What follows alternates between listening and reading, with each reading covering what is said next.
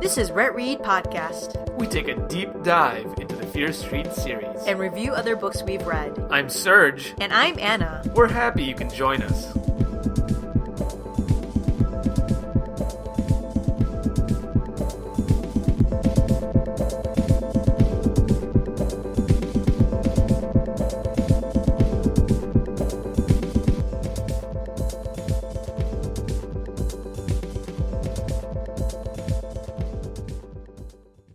Readers. Hey, welcome back to another exciting episode of RetRead Podcast. First of all, we're going to have to review some books that we read recently. Anna's been reading a lot lately. I have not, so we're going to talk about a book that Anna has read. Actually, December was a slow reading month for me, but a book I did read recently was Ninth House by Leigh Bardugo. It's the first book in the Alex Stern series, I guess. I actually really enjoyed it. The premise of the book is, what if those secret societies in Yale were more than just a place for entitled, privileged future presidents or CEOs to feel special? What if there was something more to them?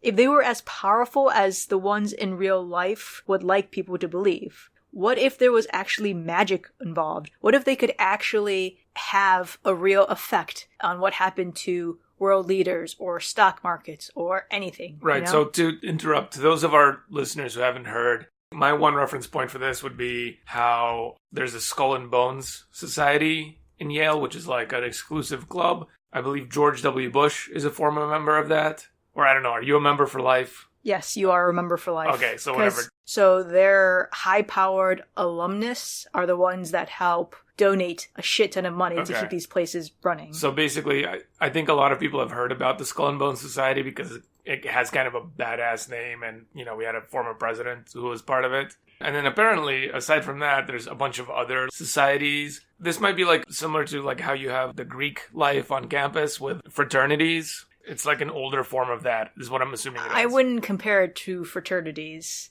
I had heard of a few. Like, I had heard of Scrow and Key. I had heard of Skull and Bones. I had heard of Book and Snake. But there's, like, I think 7 other main ones. And there's some that are trying to, like, get back into standing. I feel like you could talk about these Yale societies forever because there's, like, so much about them. And there's so many high-powered individuals. I feel like maybe some people hadn't heard about it before. So I just wanted to bring up the fact that it is, like, kind of a real thing. No, it is very much a real thing. Well, I mean, the aspect of it that the societies exist. In this world created by Leigh Bardugo, New Haven is sort of like Sunnydale in the Buffyverse, you know, Buffy the Vampire Slayer. Something about New Haven attracts magic, and it's what allows the societies to build their tombs over these power vortexes, and that allows them to channel the magic to help the powerful alumni of these societies in various ways. So they predict the stock market, they can change the stock market, you know, it can help members write the next hit novel or the next hit song or become the next great performer. You can foment political change or revolution by like doing these different rituals. There is real power involved. So in this book, there are 8 main societies, including Skull and Bones and Scrow and Key, which we've mentioned earlier. And they have, you know, like I said, various rituals involving the supernatural. So these rituals are overseen by the eponymous Ninth House, Leith House. Leith is around to make sure that whatever magic the other houses are doing, that it doesn't go rogue and hurt the students at Yale or the citizens of New Haven. And they're there to make sure the ghosts of New Haven don't interfere with the rituals being done.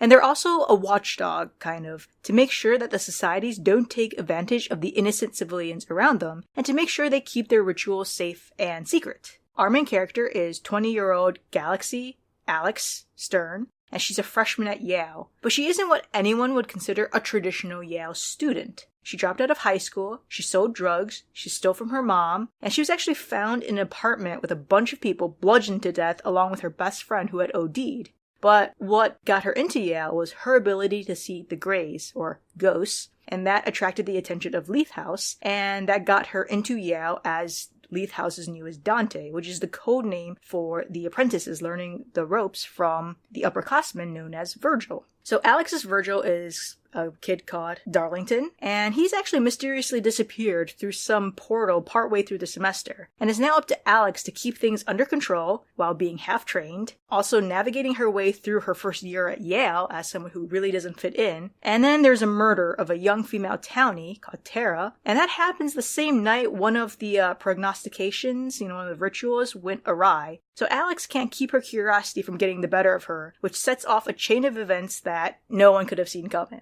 So the story is told in a variety of ways. We have present-day Alex telling us the story of Tara's murder and her investigation on its connection to the secret societies. And then she reminisces about the past and how she ended up going down the path she did. So while the storyline with Tara's murder feels like a bullet train going full speed ahead, Alex's past is sort of doled out in drips and drabs. But when it comes together, it hits you the same way that that bullet train would hit you. And we're also given another perspective. We're given Darlington's chapters from earlier in the semester before he disappears, from his childhood, when he first meets Alex, etc., etc. And he's actually a fount of knowledge of New Haven and Leith, and he's sort of the exposition info dump about Leith House and the secret societies and New Haven. But we also get to know him almost as well as we get to know Alex, which, you know, with how much Alex is the main character of the book, is really interesting how much you get to know Darlington from the few chapters we get for him. I have a question. Okay, if Leith House has a Dante and a Virgil, and those are the people that have supernatural powers that allow them to, like, keep tabs on the other houses, what other members do they possibly need aside from 2 members? Alex is a rarity. Like, not everyone who is in Leith House has the ability to see grays. So just like the people in the other houses use magic to do stuff, Darlington studied the magic and knows how to do that. But they have another person in the house, codenamed Oculus, and she's sort of the person who takes care of Leith House's hangouts. You have Centurion, who is a detective in the New Haven police force, and he sort of, if anything goes wrong and they need someone, you know, to take care of things officially, he's their police person to do that. And then you also have someone in administration who has to oversee all the houses, and he's sort of in charge of Leith House as well. So it's not a very popular house, I'm guessing. Not a lot of people joining up with it. You're selected. This is like a very, very selection-only based house. The other houses, like Skull and Bones or Scroll and Key, are ones that you can try to get in if you are good enough or whatever. But Leith House is something that is very, very, very selective. Like, you're not joining it. It is making you join them. Sounds like a raw deal. Imagine you're like a Yale student and you're like, I'm going to join a secret society and I'm going to become well connected to the rich and powerful. My life's going to be great. And then you get like drafted into this Leith House. That's what these like rich hoity-toits would think, right? What about like Leith House alumni? What do they like contribute money to it? Did they turn out like to be successful at all in life, or is it just like a dead end? They become successful. Are any alumni mentioned at all in the book? Yes. Oh, okay. And also, if I recall correctly, all the other houses have to pay Leith House. Aha! Nice. The Leith tithe. Yes. Bardugo fills this Yale with a cast of characters interacting or working or living with Alex. So her suite mates who don't know anything about her secret life and just want to like take her out to parties and help her with her schoolwork. There's professors who take an interest in her. And then there's the people of Leith House. And obviously none of these characters get the development or time that both Alex and Darlington get. But there's never a feeling that Bardugo is just putting random cardboard cutouts in the story. You know, these characters feel like they belong in this world, and their interactions with Alex are normal and natural. And Yale and New Haven themselves, they both come off as characters because they're written with so much care and backstory and intrigue. The only thing I really know about Yale is that Rory Gilmore went to Yale and Gilmore Girls. You never get a sense in the however many seasons that Rory is in Yale, that Yale or New Haven, they're just set pieces. But with this book, there's so much more. They're given so much love and time and care. The however many pages this book was gave me more insight on what Yale is like than Gilmore Girls ever did. And that's probably because Leigh Bardugo went to Yale. That's where she sort of obviously started getting this idea for this book in the first place. Interesting. Do you think this book has been kind of like brewing in the back of her mind while she was writing her previous series? Yeah, maybe. I mean, this is her first foray into adult fiction. She is very well known in the YA book community because she's had some big hits. I can definitely see how this would not have worked as a YA book, but I can definitely see how like this was just sort of in the back of her mind. I've actually read some reviews of the book where people say they were bored and quit within 100 pages. And I have to say that personally, I didn't feel that way. I was intrigued by the mysteries, you know, the murder, the backstory of what Alex had to go through, you know, the missing Godin boy, and I actually couldn't put the book down. I was drawn in by the characters, the world, and even the writing. It was a book I just was sort of sucked into. I can see how if people don't have the opportunity to sit uninterrupted for large chunks of time, that could disrupt the flow of the book, and maybe that would make it less enjoyable. But I feel like, isn't that the case for most books that you sort of start and stop? So I don't know what would make this book different. I think maybe if you were expecting one of her YA books and the action comes quicker and there's less backstory or, big world building, maybe, but I don't know. It's hard to say. It's hard because a lot of the negative reviews are from people who did enjoy Leigh Bardugo's previous books, so even liking her books doesn't guarantee that you'll like this book. I can say that I never actually read any of her YA books, and I really enjoyed this book. I also see a lot of people comparing this book to The Magicians by Lev Grossman, which, aside from having older characters being introduced to magical supernatural forces, I personally didn't quite see it. But I also only finished 80% of The Magicians before I got really annoyed and tired of the main character. So maybe the last 20% of that book is identical to this book. I can't say for certain, but whatever.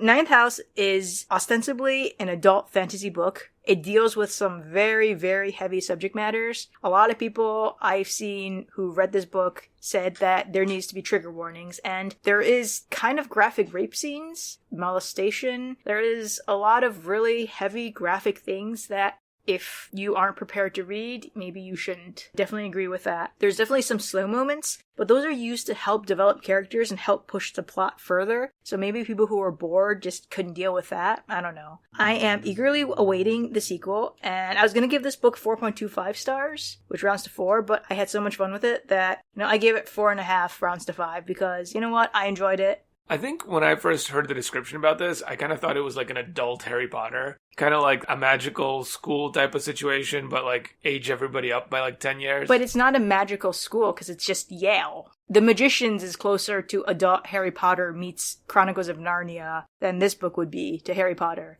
And the people only compare this to The Magicians because it's like the older characters in magic. That's like really lazy comparisons. I hate it when people make lazy comparisons. It's not similar at all. I think just because something has magic and has a school, it doesn't mean it's Harry Potter.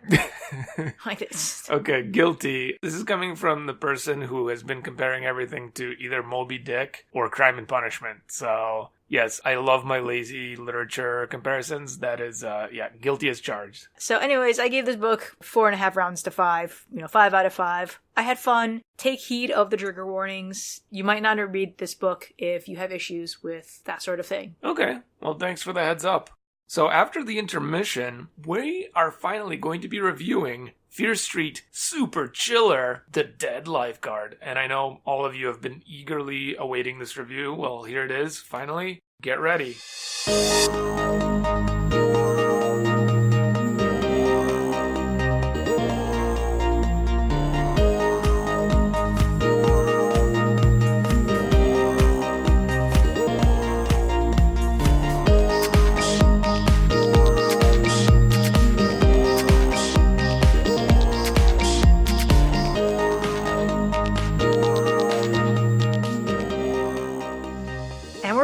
Yes, and let's just launch right into this. Fear Street, The Dead Lifeguard, latest super chiller. Why don't we just start with prediction accuracy? I said that the plot would be that it's summer vacation and beach time. There's a possessed lifeguard killing fellow lifeguards. They're dying in droves, and now it's affecting the people vacationing wherever they are. I said there'd be a myriad of murder weapons, and there'd be drowning and blunt force trauma, etc., etc. I said the murderer would be male, and the victim gender would be both male and female. Yeah, that's not too bad, except for the whole, paranormal aspect of it. And beach time. What I said was that one of the lifeguards, a male, is going to be going after some of the other lifeguards, and specifically one of the female lifeguards at the pool. The murder weapon is going to be drowning, the murder gender will be male, and the murder victim gender will be female. You got some of that right. I got the fact that it's a pool. Yes, that's true. Let's get into the plot here. The plot synopsis is basically, it's summer vacation, and we're not even at a beach. We're at the North Beach Country Club, and a bunch of lifeguards are going to have a summer that they won't forget. For a lot of them, it's going to be their last summer, actually. The characters, I guess in order of appearance? I think just the characters in some non-specific order that I decided to write them in.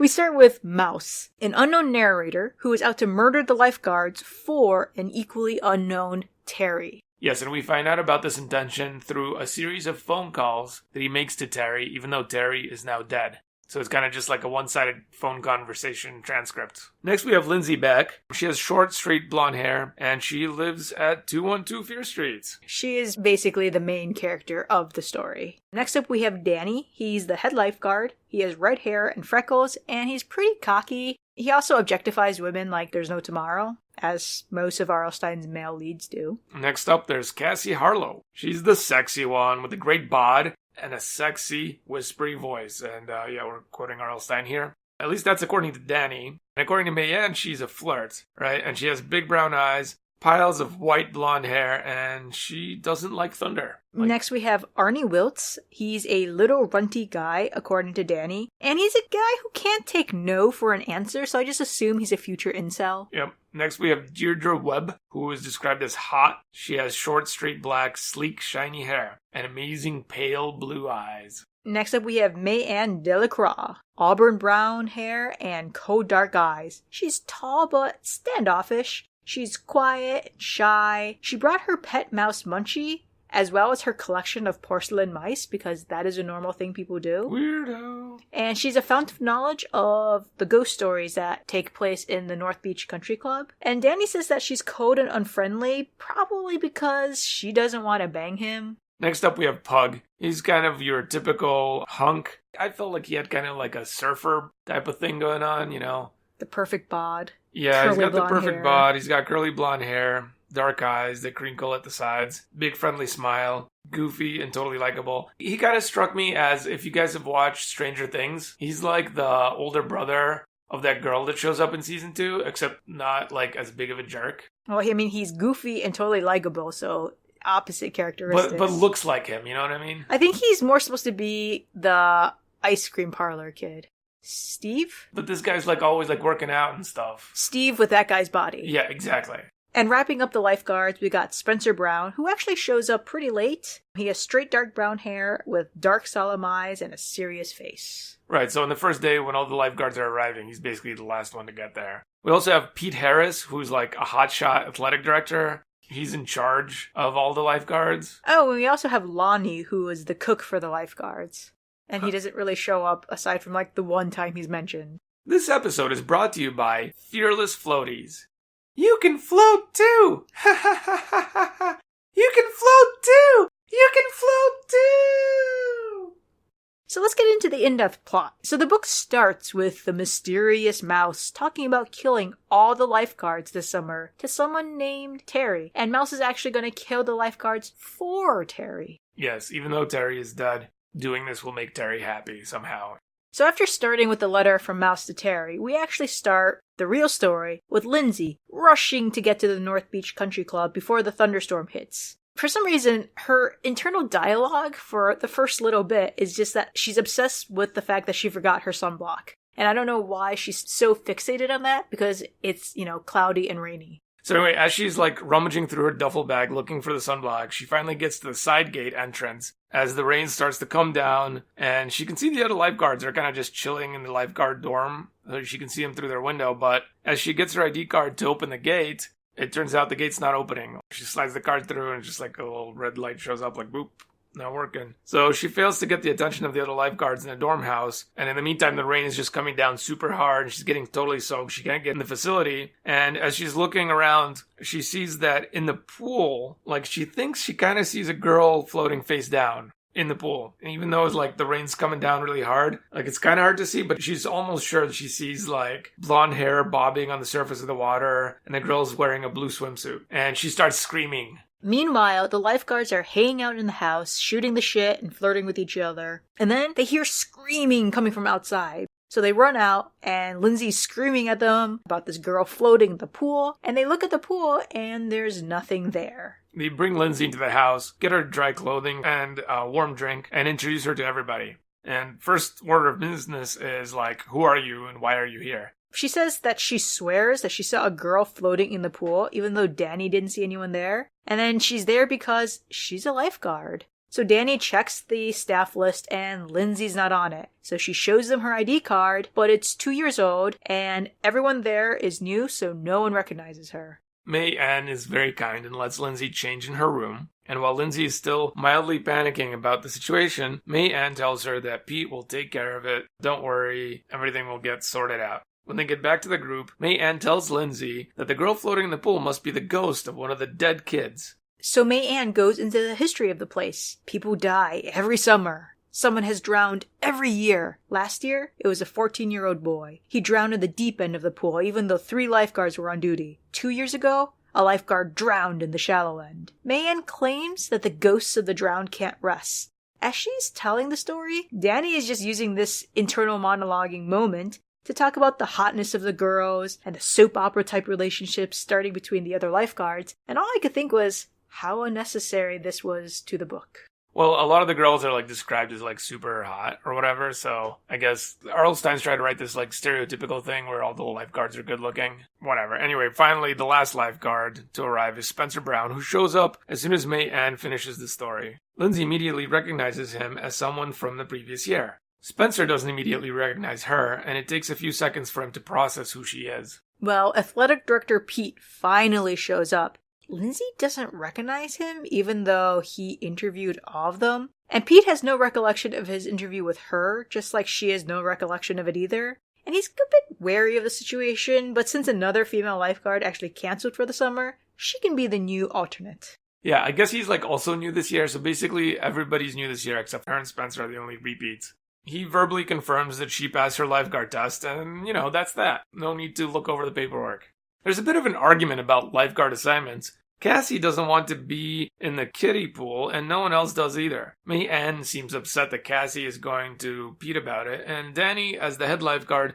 has to defuse the situation and tells her that they'll rotate all day. Lindsey watches the argument unfold and takes a good look at everyone there. She realizes that she has no memory of anything about Spencer at all. And now we switch to Mouse talking to Terry. Mouse tells Terry about being a lifeguard, and then asks Terry for a sign for who should be killed first. Possibly the roommate? Terry is dead, but surely Terry can still decide. There's another switch, and we now go to Danny's point of view. He talks about how there was almost a food fight between Pug and Arnie, but a glare from Cassie put an end to it. Danny is also jealous that Cassie and Deirdre are both flirting with Pug. Arnie brags about being the strongest guy, even though he's the puniest, and also spend a lot of time staring at Lindsey. Lindsey doesn't notice Arnie's creepy-ass stares because she's too busy staring at Spencer. She knows she's supposed to know who he is, but how come she can't? And Spencer is telling a story about how drunk the lifeguards got the previous year and their blowout parties. And Lindsey asked Spencer if he was there when the 14-year-old drowned. And he said, well, it was his day off, he had only heard about it. And then Lindsey asked Spencer if he had seen any of the ghosts, for instance, seeing a drowned girl in the pool. And then May Ann uses this opportunity to start talking about the ghosts again because this is her thing. And everyone blows her off and, she sort of flips out like, you know what, this is really serious. I can't believe you guys are joking about it. You'll see. You'll all see. So Arnie and Cassie pretend to see a ghost. Again, this is kind of like one of those buses, which ends a chapter with a little cliffhanger oh my god, there's a ghost, except everyone freaks out, but then they all just make fun of May Ann for falling for it because there's no such thing as ghosts. She threatens everybody, storms off to her room, and slams the door. And everybody except for Lindsey and Danny starts making fun of May Ann for being a party pooper until they get bored and the guys start arm wrestling. Well, we get another R.L. Stine bus because he makes it seem that Pug broke Spencer's arm while they were arm wrestling, but it's just Cassie breaking a piece of kindling, which makes a cracking sound. Apparently this fools everyone, including Spencer, who may have gotten his arm broken because, everyone is an idiot, I guess. But everyone's really happy that Spencer's arm didn't break after all, and Arnie demands a match with Pug, who proceeds to pick him up and throw him into the trash can. Well, Lindsey is tired of their immature nonsense, and she goes back to her room that she shares with May Ann. And now there's another bus, as Lindsey thinks there's mice all over the dressers. It turns out that May Ann is just a fan of mice, and not only does she bring her mouse, she also brought her entire mouse figurine collection. Porcelain mice, stuffed mice, plastic mice, all of it. Lindsey thinks that May Ann is just a weirdo. Which she kind of is. Yeah. And this, along with the ghost obsession, really cements this thought in her head that May Ann is just a freak. But we have another chapter with Mouse talking to Terry. Mouse is pissed that people laughed at him or her, but Mouse is okay with that because this year, he or she is one of them, a lifeguard. And you know what? Those lifeguards won't be laughing for long. They're going to be killed for laughing at Terry, for laughing at Mouse, and by the end of the summer, who's going to be laughing? The real question is, who should be the first victim? The next day is the first real day of work, and Lindsey's completely sunburned because she forgot to bring sunscreen. I guess R.L. Stine had to go back to that because, you can't share sunscreen. You know how authors set things up at the beginning of a book and then it gets resolved later in the book and people are really impressed that everything ties together? Wow, that sunscreen thing really paid off. I'm glad we spent so many paragraphs on that. She also notices that Pug and Cassie have hooked up. There's not much going on until later that night. She's awoken by some weird noise. It's a low moan and someone saying, "Help me, please." Both May Ann and Lindsey leave their beds to investigate. It sounds like it's coming from right on the other side of the door. And then it turns out it's actually another bus. It's a crappy prank, and it turns out it's Cassie with Pug along to see it for shits and giggles. May Ann threatens Cassie and tells her that she'll be sorry for what she's done and ends up going back into the room and slamming the door. Cassie tells everyone about her hilarious joke the next day at breakfast. Lindsey has her shift before May Ann comes down for breakfast, so she doesn't get to see her reaction. So the pool is pretty crowded by 10:30, and Pug has attracted a legion of teenage girls, much to Cassie's chagrin. And as Lindsey leaves at the end of her shift, Spencer shows her that some rich lady tipped him 25 cents for a job well done. He tosses the quarter into the trash and runs away from Lindsey as he tries to ask about the previous year. It's nighttime again, and Lindsey wakes up in the middle of the night, drenched in sweat, and sees May Ann isn't there. Lindsey decides that she needs to cool off and goes outside for a swim. When she gets to the pool, she sees a girl in a blue bikini floating face down with her blonde hair floating all around. Lindsey's convinced that it's another hallucination and refuses to call for help because she doesn't want to be embarrassed again. She jumps into the water to rescue the girl because after all, she is a trained lifeguard. But when she pulls the girl out, she sees that she's looking at her own face. The lifeless green eyes stare at her while her mouth opens and water pours out. Then the girl just starts whispering, "I'm Lindsey.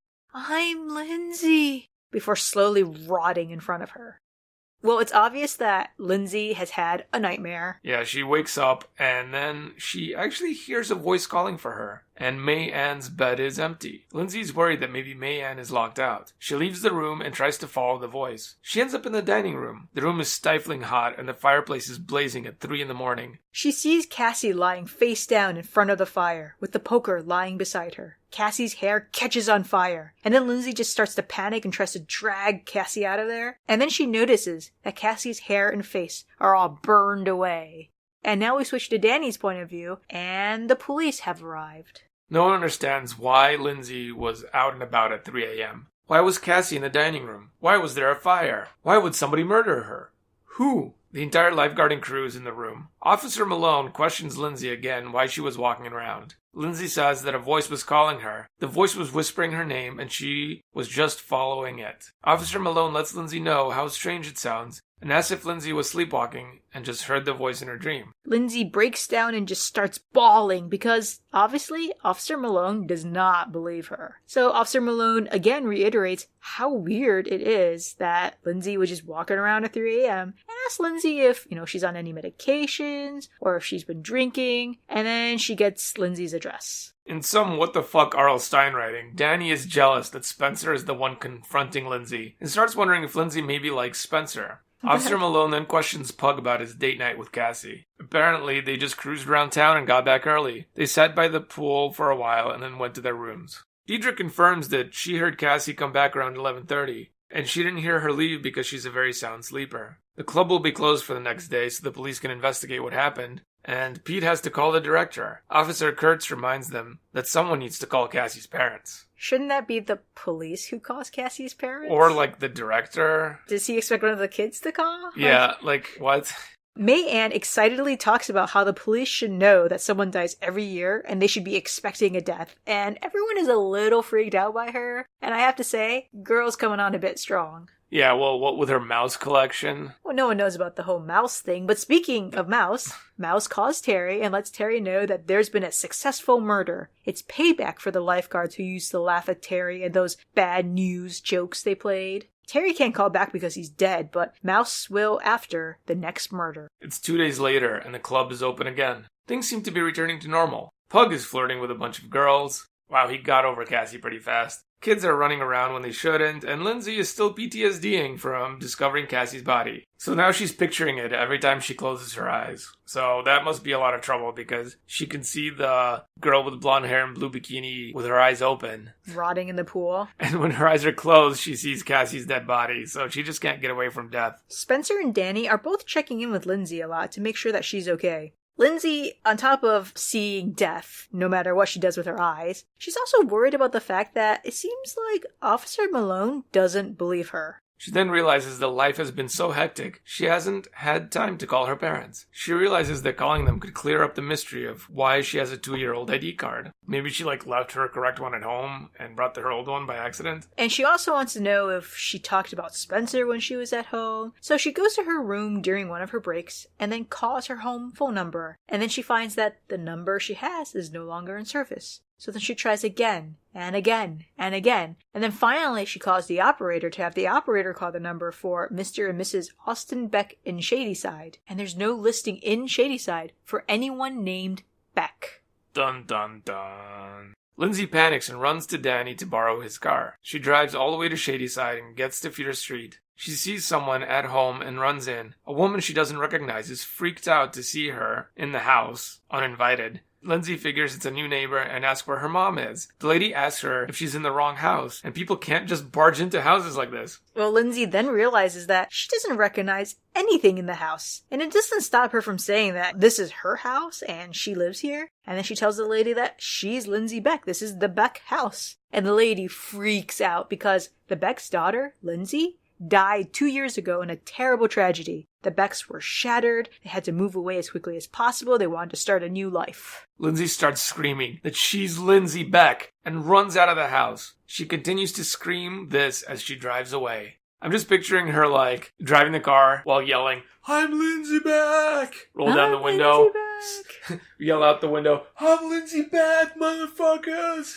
Well, Lindsey drives around for a while and gets back at the club pretty late at night. She doesn't want to face any of the other lifeguards, and she races to Pete's office to find her file because he leaves his office unlocked, I guess. So she wants to find her actual address and phone number to prove that she didn't die 2 years ago. She gets to her file, skims over things like her birthday, place of birth, parents' names, and then on the bottom, in all caps, stamped, "Deceased." And then there's also a newspaper headline attached to the second page. Shadyside girl, 15, drowns in club pool. A tragic accident at the North Beach Country Club. Lindsey Beck, 15, drowned.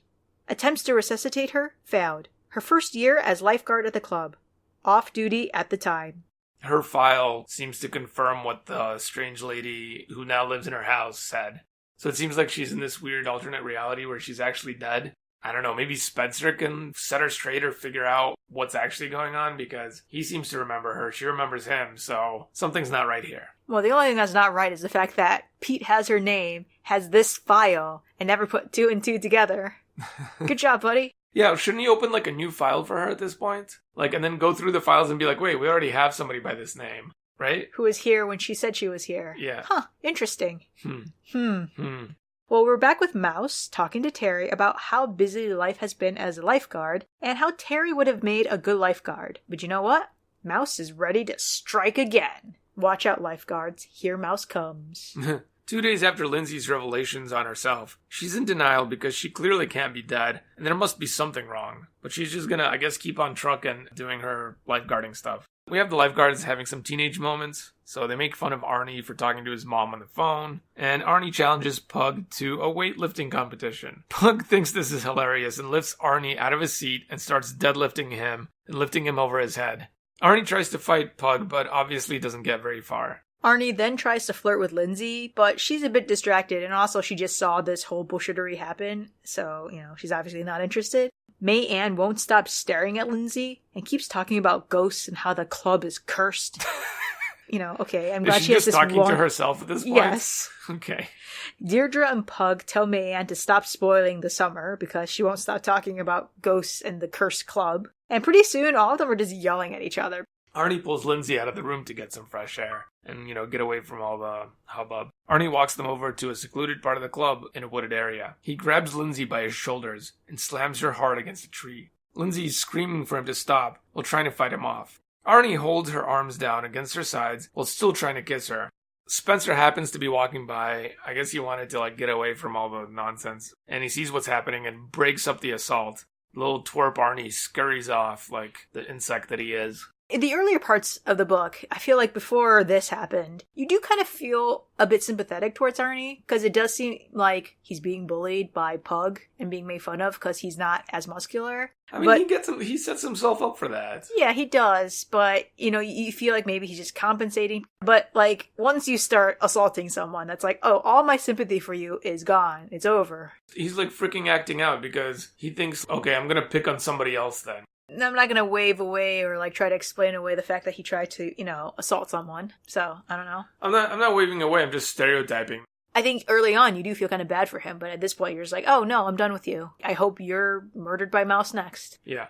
Spencer and Lindsey are slowly walking back, and Lindsey asks if they were friends the previous summer. Spencer says that she left so suddenly they didn't have time to get to know each other. And then Spencer realizes that Lindsey doesn't remember what happened the previous year. And he doesn't want to be the one to remind her. So we've got lifeguard duty the next day, and Arnie tries to apologize to Lindsey, who actually wants nothing to do with him. She eventually does accept his apology, and then, this is what grinds my gears and made me want to rip the book into pieces, she apologizes to Arnie for overreacting.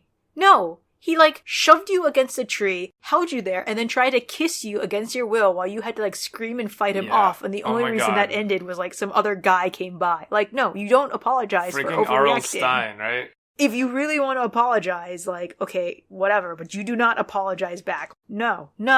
Arnie was in the wrong, 100%. It's all on Arnie. Yeah, that's a sexual assault. It's completely wrong. Arnie tries to invite Lindsey to the new Bruce Willis film, but Pete interrupts them before she has time to answer. Some middle-aged lady runs into Lindsey, stares at her, and then says that she remembers her from last year and asks if she's okay. Lindsey has no clue what has happened, but that lady looked at her like she was a ghost or something. And she's scared. After a tense dinner, Lindsey goes for a walk. She sees Pug and May-Ann arguing about something, but she doesn't hear what. Deirdre is super pissed that Pug seems to have moved on to hitting on May-Ann, and she wants to kill him for it, but not really. Kill him? Pug seems to be going through all the lifeguards at a pretty fast clip. But anyways, in her dorm, Lindsey keeps trying to call her parents to no avail. And then she tries to call her Aunt Billy in Burlington with no response either. So she gives up, goes to bed, goes to sleep. Lindsey is awoken in the middle of the night by someone whispering her name. May-Ann still isn't in the room, and the voice is begging her to come. It leads her past the pool to the weight room. Pug is lying between two weight machines, the barbell on his neck pressing down on his throat. He's dead. Lindsey struggles to get the barbell off of him when Pete arrives. Yeah, it doesn't look good for Lindsey. The police come, and it's pretty much the same officers and detectives that were there for Cassie's death. All the lifeguards have been summoned into the weight room with Pug's dead body right there. Yeah, and Pete is telling the officers that he saw Lindsey was just, right there holding the barbell. Pug's dead body was right there, so, This is bizarre. They've, summoned all the lifeguards. They brought them all there. Pug's body is there, and Lindsey is watching this spider crawl on Pug's face and into his nostrils. And it's what the hell, R.L. Stine? And then what the hell, police force? Yeah, seeing this makes Lindsey vomit right then and there.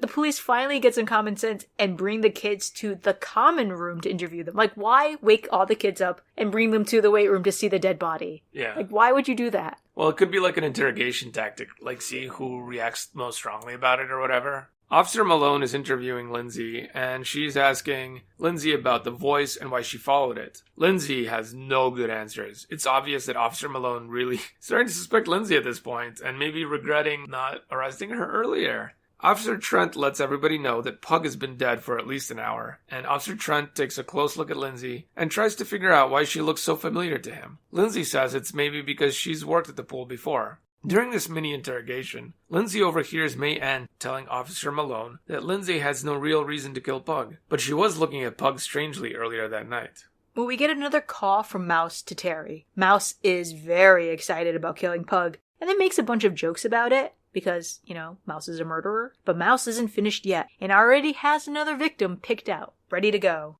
The club is closed for yet another day so the police can investigate. And after the pool reopens, the lifeguards try to regain some normalcy, but it's really awkward, it's really tense, and all the lifeguards are staying as far apart from each other as possible because they all suspect each other. Pete tries to give them a pep talk 4 days after Pug's murder, but to no avail. What kind of pep talk could he possibly give them? Listen, at least you weren't murdered. Yeah, guys, it's probably gonna stop after at most one more murder, so just hang in there. The new police theory is that someone may have climbed over the fence, broken in, killed Cassie and Pug, but no one believes that.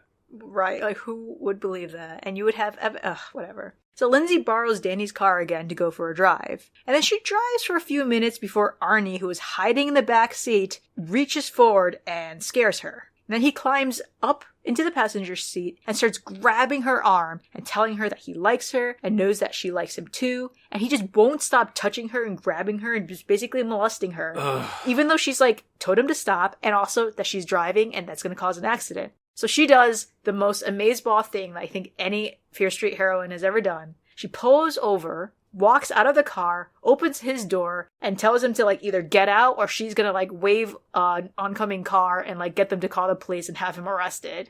And basically tosses him out of the car and then just drives away. It's fantastic. It just leaves him by the side of the highway miles outside of town. I love it. We then switch to Danny's point of view. It's midnight and Lindsey hasn't returned his car yet. All the other lifeguards are unwinding and having fun in the pool. Lindsey finally gets back, sans Arnie, and tells everyone what happened. And I love how everyone is so chill, okay. And she's just yeah, he has to walk back, he'll be back in a few hours. And they're okay, whatever. You guys do think she's a murderer because she's discovered both bodies. Yeah, and aren't now you she's a little concerned? quote unquote, dropped Arnie off. Yep, I'm sure he's fine. Seriously, if they honestly suspect her, shouldn't they be calling the police right now going okay, look for Arnie, he might be in trouble? No, I think they all hated him too.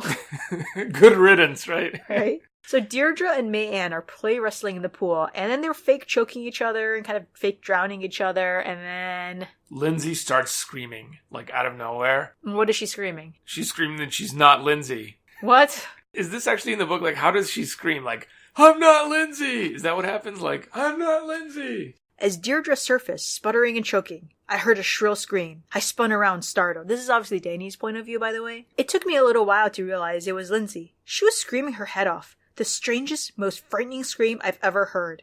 Relentless, high-pitched howls, like an animal caught in a trap. Spencer got to her first. I came up on her other side. We both dragged her, screaming still, to the side of the pool in the shallow end. Lindsey! Lindsey! What's wrong? What is it? I cried. She kept shrieking. She didn't seem to hear me.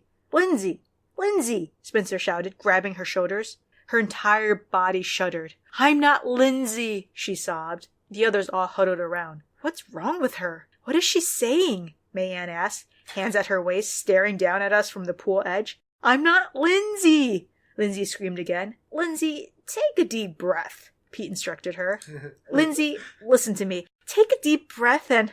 I'm not Lindsey, she cried shrilly. My memory, it came back to me. When May-Ann pushed Deirdre in, it all came back to me. She was breathing hard, her chest heaving up and down, sort of sobbing with each breath. Lindsey? Pete said in his voice, low and calm. Lindsey? Listen to me. But I'm not Lindsey, she insisted. Lindsey is dead. May-Ann gasped, because of course she did. I felt a chill run down my back. I'm Marissa, Lindsey cried. Marissa Dunton. I killed Lindsey 2 years ago. If everybody was wondering who the murderer was, I'm pretty sure they're all thinking one thing right now. So she goes into the story. 2 summers ago, Marissa and Lindsey were roommates and lifeguards, and they're both from Shadyside. One day, they had a stupid argument while standing by the side of the pool. They started wrestling, and it got intense.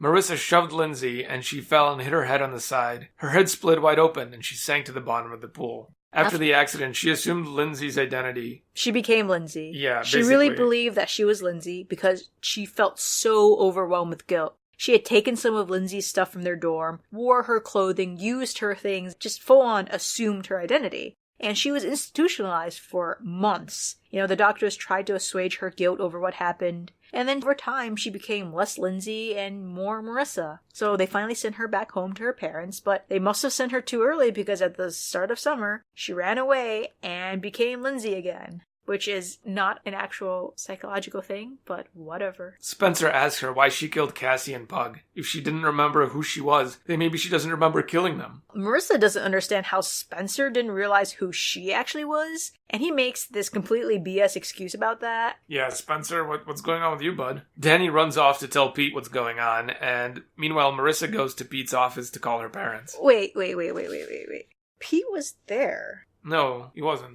Pete is the one saying, Lindsey, listen to me. No, that's Danny. No, I literally read it. It's Pete. This is really fucking bizarre. So Pete is there when she does her whole, I'm Marissa, I killed Lindsey. And then Danny and Spencer walk her to the common room as she tells the story to Spencer and Danny. And then Danny runs out to tell Pete the story that Lindsey had just told them, even though Pete was there when she had her, revelation in the first place. So he doesn't come with them into the common room? Yes. Or is this just R.L. Stein forgetting what he wrote 3 pages ago? No, it literally says Danny and Spencer walked me to the common room in the guest house. And then she tells them the story. And then when she's done telling the story, and then Danny gets to his feet and says, I have to go tell Pete about this. And then, I guess everyone has gone to bed. I'd better wake Pete. I think he'd want to know about this. And it's Pete was there when this whole revelation happened. How awful is he as a boss and a human being that he wouldn't follow them into the guest house and be I need the details? Why would he just go to sleep? Yeah, I mean, at this point, this girl is having an episode, and then these 2 boys take her off to a secluded room. How do we know they didn't just slip something in her drink, and now they're gonna do something to her in the room while no one's looking? Pete is literally the worst adult ever. Okay, I don't even get this, but whatever. So Danny runs off to tell Pete what's going on. And so now Marissa's alone with Spencer, and she goes to Pete's office, which he's not in his office, so I don't know where Pete is. He went to sleep. Okay, whatever. I don't know why he went to sleep or how he went to sleep, but, Spencer goes with her and hangs by the doorway. Right as Marissa is about to call her parents, someone calls in. A woman claiming to be Spencer's mother is apologizing about why her son Spencer hasn't shown up yet. He was murdered. But wait, Spencer's standing right there in the doorway. What's going on?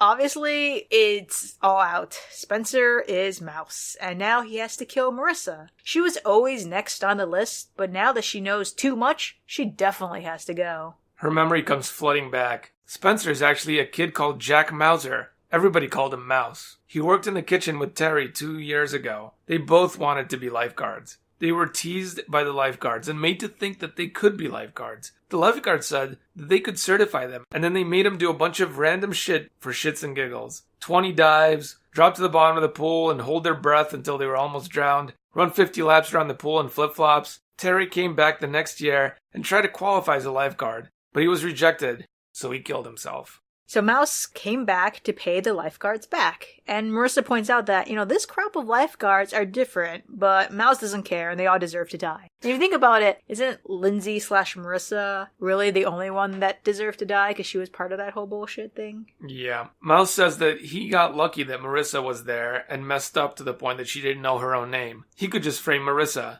He killed Pug and Cassie and then called Marissa to the crime scenes. But now it's time to kill Marissa. He drags her to the pool and holds her head under the water. Marissa pretends to drown, and Mouse lets her go. Marissa manages to grab Mouse by the ankle and throws him off balance. They have a scuffle in the pool, and Mouse almost manages to get the best of Marissa when there is a splash in the pool. And it's Mayanne. She jumps into the pool and helps Marissa fight off Mouse, and that's when all the lifeguards come running in. Marissa manages to tell them that Mouse isn't Spencer.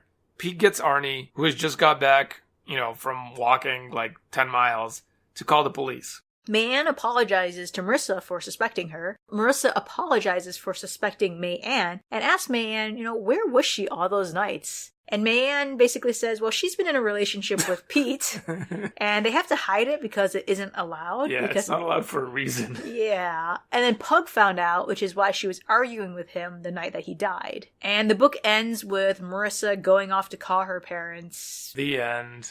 And now, a word from our sponsors. Splish splash without fear, because fearless floaties are here. Enjoy all of your favorite pool time activities, like swimming and diving, wrestling and running around, without having to be worried about being saved by the lifeguards. Fearless floaties were created using space-age technology to stay above water no matter what anyone tries to do. Call 740-229-9618 in the next 5 minutes and get another set for free. When you wear them, you'll float too.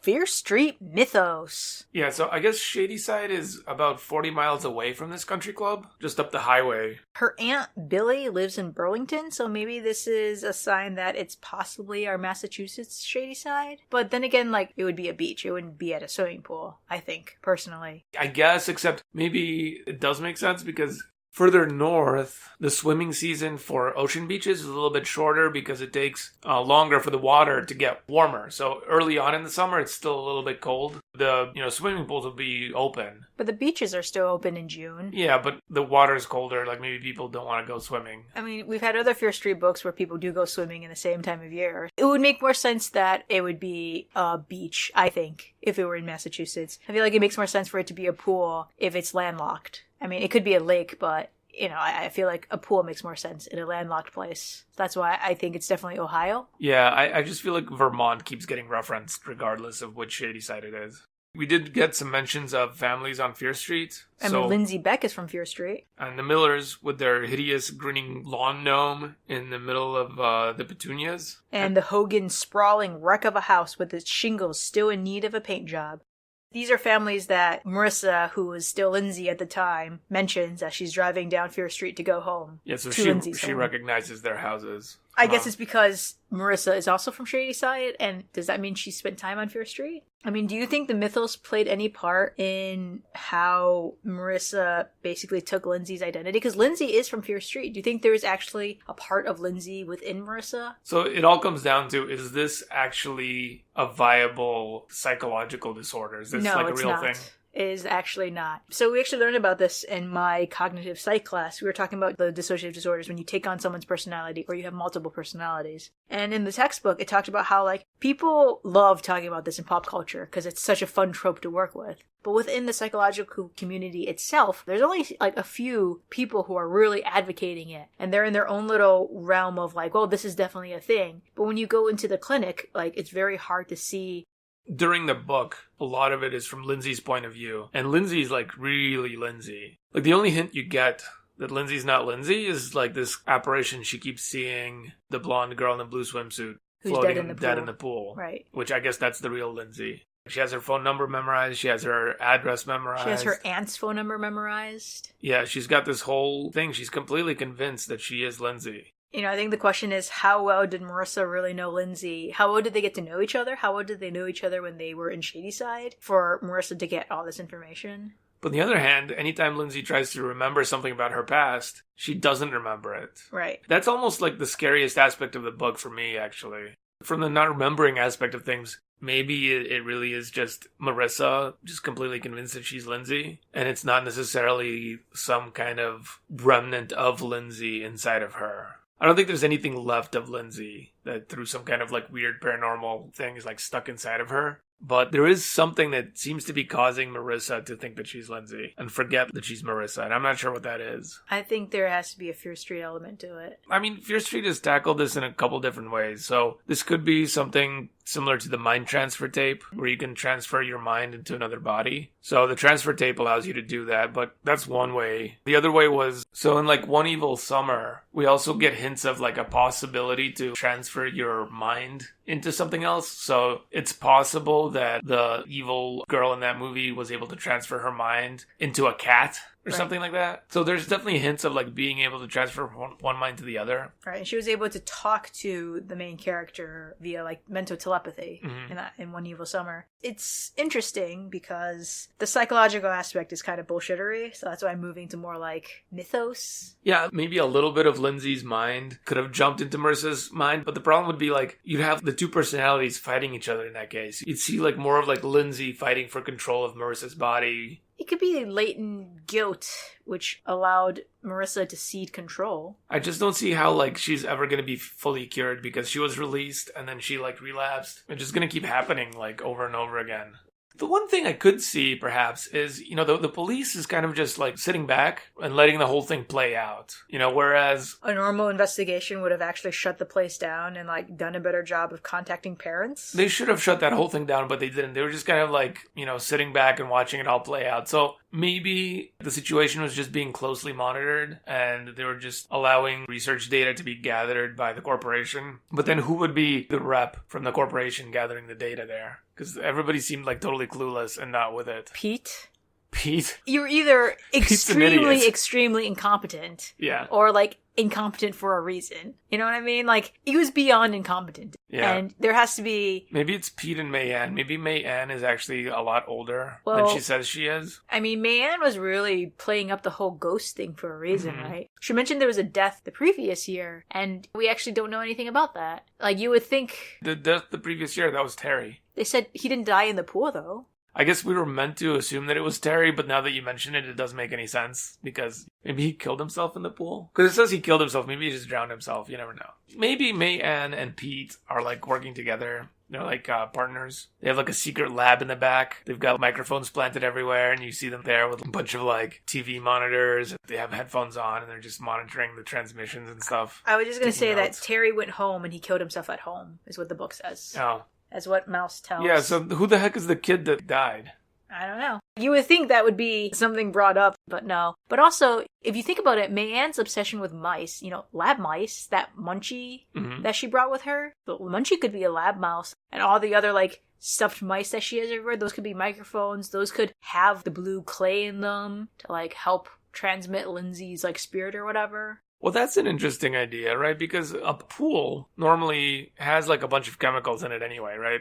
There's a pump, and there's a filter, and there's, like, this big old setup that, like, cycles the water through and adds the chemicals. So, I mean, a pool is, like, one of the easiest setups to distribute some kind of chemical to a large group of people and just see what happens. So they could just be experimenting. This quote-unquote country house could just be, like, a test bed to see what the hell happens. That kind of makes sense. This could be like some kind of weird proving ground for their various psychoactive chemical applications of the blue clay mineral, figure out what they can do. Because they're always trying to research and figure out new ways to apply it in order to, like, make money, make a profit, increase their power, take down the other factions. I can kind of see it. You really have to, like, think deeply and kind of, like, see the book from a certain lens in order to get to that point, though. It's not the most obvious one, I would say. I think we are pretty much done with Fear Street Mythos, right? Yeah, let's move on to callbacks. The big one here would be that it's basically a rehash of the plot from Lights Out, except instead of a summer camp, it's a pool. And instead of writing letters, it's phone calls. The exact same thing, basically. There's an incompetent person in charge. There's a bunch of, like, counselors run amok, and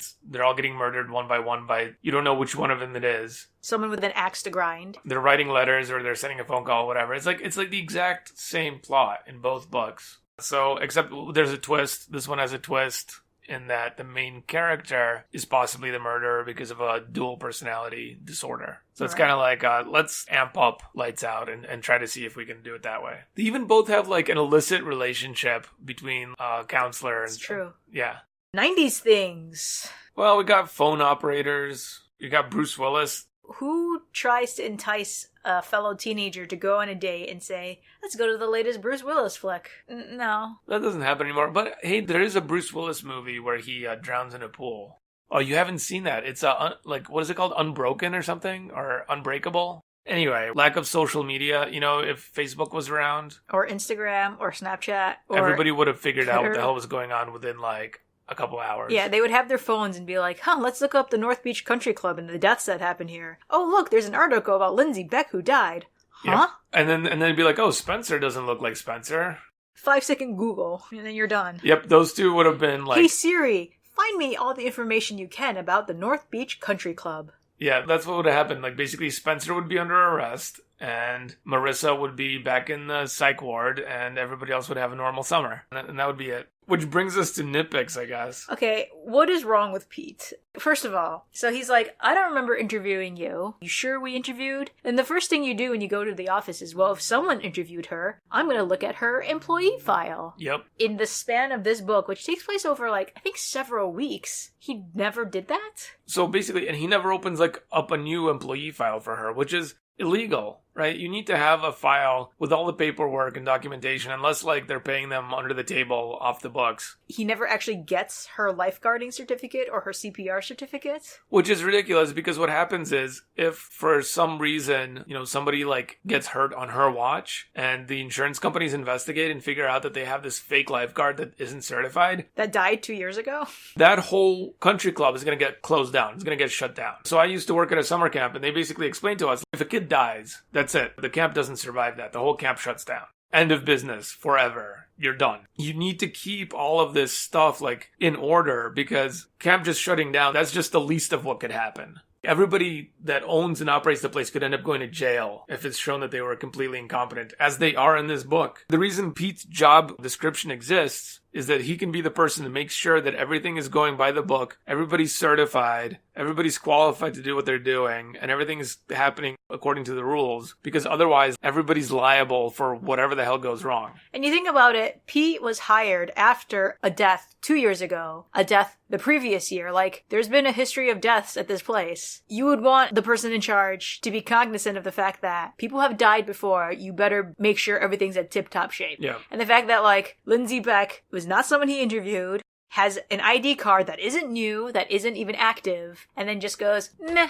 I guess I'll trust your word and I won't open a new file for you. Like, wait, what? Yeah, I mean, how does she even get her paycheck? That's the thing, like, none of this makes sense. How is this place even still in business? I have no idea what the hell's going on here. And also, Pete talks about interviewing Lindsey, but, like, how does he remember Spencer if it's not Spencer? Yeah, I mean, I guess it was a phone interview. But like, don't you have to send in your photo? Right, exactly. Like, there's no kind of background check or anything here. Why are the cops interviewing the lifeguards at the crime scene with the body still there? The thing about keeping people away from the crime scene is that you get them to slip up because they can say something that you don't release to the public. Police always leave like one tantalizing thing out, and if they're interviewing a suspect, sometimes the suspect will slip and say that one thing. If you have every single one of your suspects in your crime scene, they can see everything, so even if you're interviewing someone who's not the suspect, they're gonna let something slip that they noticed or saw or like stuck out to them, and like you can't rule them out anymore. Yeah, because everybody saw the crime scene. And you wouldn't interview them all in one room together. You would take them out and interview them separately. Or, I don't know, you'd call their parents. Nobody's parents ever got called. I mean, if I was a parent and I found out that there was like murders going on, I would pull my kid out of there. I'd be like, okay, you're quitting your job, you're coming home right now. This doesn't make any sense. The kids are not safe. Why is the pool still open? The first year, like, somebody died. Now, in the second year, somebody died. Now, like, 2 people have died, like, in the third year. Like, what is going on? Pete should be going to jail. The owners of the club should be going to jail. Yeah, what kind of hoity-toity country club is this? I mean, think about it. People in country clubs don't want a place where, like, people die every year. You know what I mean? Like, this is not something they'd stand for in the first place. Like, people would be pulling their memberships from this country club. Yeah. It's absolutely ridiculous. It doesn't make sense. Can we talk about how Marissa's parents never think for once to look for her at, like, this pool? Their mentally ill child runs away from home, and they're not, like, actively looking for her, trying to figure out where she is. If they were, this would be one of the first places they look. So therefore, I must conclude that they really don't give a crap where their kid went. And they would also put an APB out, you know, like an Amber Alert. I don't know, were Amber Alerts a thing back then? But, like, you would have a picture distributed to all police departments in the area. And since they're only 40 miles from Shadyside, it would make sense that her picture would be, like, out and police would be looking for her. One of the ladies in the pool area mentioned that she remembered her from 2 years ago. Yeah. So they would be broadcasting that in the news every day for, like, ever. You know what I mean? It doesn't make sense. Can we talk about how Mouse and Terry, you know, Jack Mouser and Terry, went through all that shit with the lifeguards to become a lifeguard when that's not how you get certified to be a lifeguard? Like, they could have just asked the director or anyone else, I want to be a lifeguard the next year. What do I need to do to be certified? Yeah. I got certified to be a lifeguard, and so I know what it takes, and it's not any of those things. And then Terry tries to be a lifeguard the next year, but it doesn't sound like he actually got certified to be a lifeguard, and then he was, like, so upset that he didn't get chosen to be a lifeguard because he wasn't certified that he killed himself? Yes. Why kill Marissa? This is more nitpicking Spencer's grand plan here. If he's framing her for all the murders, as long as he doesn't kill her, he can just keep framing her, right? So, I'm not sure about that. Because if you kill her, then it basically rules her out. Then you become a suspect. So what the heck's going on with that? Also, Jack Mouser and Terry were both kitchen crew the year before, but it sounds like they had a lot of interaction with the lifeguards. We mentioned Lonnie in the character descriptions, and then he never shows up ever again in the book. Like, he's completely unimportant. So, did they just not interact with the kitchen person at all? And even if they don't interact with him, surely the police would want everyone associated with this country club at the time to be in their interviews. Maybe because of what happened to Terry and Mouse, the staff are discouraged from intermingling anymore because it turned out to be such a problem 2 years ago. It doesn't matter if they're intermingling or not, because the kitchen staff is still staying there. They're still living there. That person is still a suspect. You would still be 1 year interrogating everyone as they did in No. See, forum. The police didn't. They wanted to do by the book. You have to separate the suspects out. Yeah, I'm sure they wanted to do it by the book. Can we talk about Pete's incompetency again? Yeah, I mean, either he's really incompetent or he really is, like, working for the corporation and this is all just a giant setup to, like, kill people and experiment on them. It's one or the other. How else is the country club gonna freaking stay in business through all this shit unless it's got, like, the backing of the corporation? You need to have some really good freaking lawyers to stay open through all this crap. So I guess we've already been venting our thoughts on the book, but what would you rate it? How many barbells would I give it? I thought it was a really good book up until the very end where I just got tired of it. I would give it, on my Fear Street scale, I'd probably give it like a 4 out of 5. It did have fun until the very last reveal. I think in other books, he would have had Marissa/Lindsey get together with Arnie at the end. In Lights Out, that's kind of what happened. She was being harassed by this guy. Yep. And the very end, they get together. And we were all, like, really pissed off about that. But in this book, the guy who is basically, like, harassing her and assaulting her gets nothing. He gets thrown out of the car and has to walk miles and miles and miles back to the country club. It's definitely better than Lights Out from a lot of different aspects. I guess he wanted to do, like, a rehash of that because he thought he could do better. And I guess he did better. I forgot what I gave Lights Out, though. Whatever I gave Lights Out, just add an extra, like, why don't you just rate this on its own? On your Moby Dick scale. On the Moby Dick scale, this is probably a 1. A 1 barbell out of 5. But put an asterisk next to that. If I gave Lights Out more than half a barbell, then this needs to get scaled up appropriately. So the next book is Fear Street Super Chiller Cheerleaders, The New Evil. Season's greetings, the evil is back. And you have a girl sitting on an ice skating rink. It looks like, she's sitting on ice. She's got her ice skates on. She's wearing a cheerleader outfit on the bottom and like a pink turtleneck sweater on top. And she's wearing these gloves that are not keeping her warm at all. And she's looking up, and standing over her is Santa Claus, also in ice skates, ready to attack her with his fist. He's glaring down at her. So obviously, it's a cheerleader series book, and the evil is back.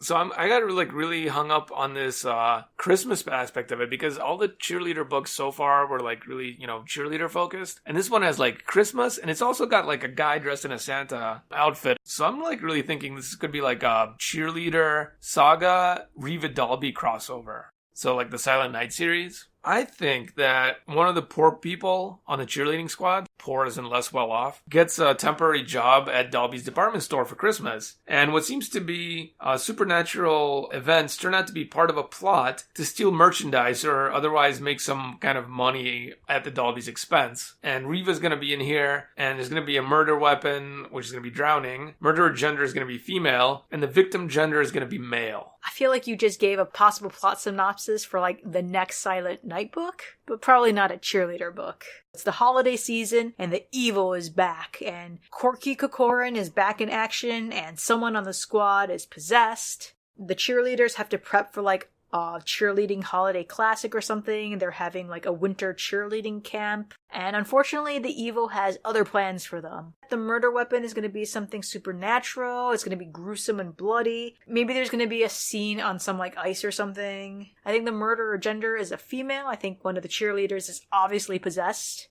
And I think the victim gender, I think it's going to be both females and, males, because I think there's going to be more than one victim. But I do think one of the victims is going to be a cheerleader. And that's my prediction. Okay, well, now that our predictions are set, we're going to go read that next book and get back to you with the results. Thanks for listening, guys. Bye.